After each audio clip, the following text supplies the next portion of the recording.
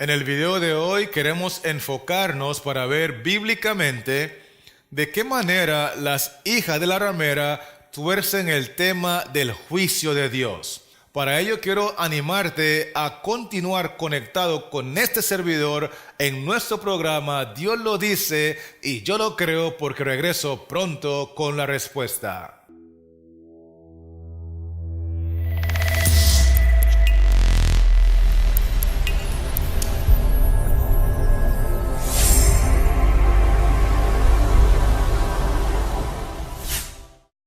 La palabra de Dios enseña que el juicio no es un evento único, sino que más bien es todo un proceso.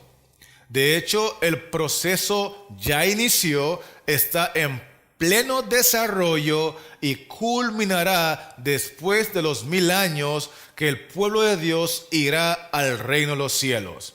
Sin embargo, las hijas de la ramera enseñan que el juicio es un evento único y futuro, es decir, que se va a llevar a cabo en el futuro y será un momento único y exclusivo.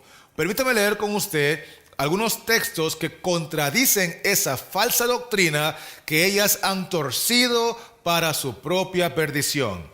Apocalipsis 14, versículos 6 y 7, que dicen así: Vi volar por en medio del cielo a otro ángel que tenía el evangelio eterno para predicarlo a los moradores de la tierra, a toda nación, tribu, lengua y pueblo, diciendo a gran voz: temed a Dios y dadle gloria, porque la hora de su juicio ha llegado, y adorad a aquel que hizo el cielo y la tierra, el mar y las fuentes de las aguas. El contexto indica que mientras se predica el mensaje final de Dios para la humanidad, el mensaje de los 3 ángeles, aquí en la tierra se predica, se adora, se exhorta, se anima a la humanidad a arrepentirse de sus pecados, pero en el cielo se está desarrollando el juicio de Dios.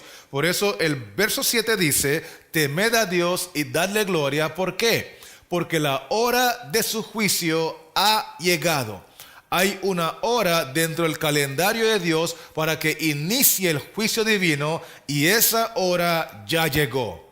De hecho, Primera de Pedro, el capítulo 4 y el versículo 17 añade lo siguiente: porque es tiempo de que el juicio comience por la casa de Dios. Escuchen bien lo que dice el apóstol Pedro: porque es tiempo de que el juicio comience por la casa de Dios. Pregunto, ¿el juicio se va a llevar a cabo para todo el mundo a la misma vez, sí o no? Claro que no, porque el apóstol dice que el juicio, que es un proceso, comienza primero con la casa de Dios. Obviamente después continuará con aquellos que no son de la casa. Pero el texto sigue diciendo: y si primero comienza por nosotros, ¿cuál será el fin de aquellos que no obedecen al evangelio de Dios? Es decir, si el juicio comienza primero con los integrantes de la casa, ¿qué va a ocurrir cuando el juicio continúe con aquellos que hoy por hoy no están en la casa? ¿Por qué? Porque el juicio de Dios bíblicamente es un proceso. Inicia con algunos y continúa con otros. Las hijas de la ramera enseñan que el juicio es futuro y que es un evento único y exclusivo. La Biblia más bien dice que el juicio ya empezó, es un evento presente que inicia con los miembros de la casa y posteriormente continuará con aquellos que no son de la casa. De hecho, Daniel 7 y el versículo 9 y 10 describe algo muy importante en este contexto. Daniel 7, 9 y 10 dice así: estuve mirando hasta que fueron puestos tronos, y se sentó un anciano de días, cuyo vestido era blanco como la nieve, y el pelo de su cabeza como lana limpia. Su trono llama de fuego, y las ruedas del mismo fuego ardiente. Un río de fuego procedía y salía de delante de él.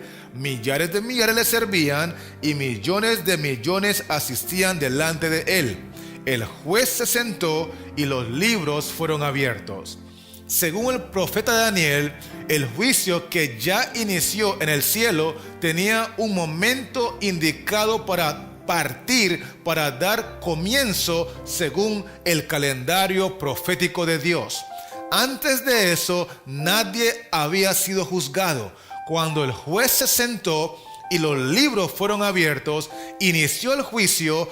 Hoy está en pleno desarrollo, y cuando culminen los 1000 años, el juicio tendrá su etapa final, porque el juicio de Dios es todo un proceso que ya inició.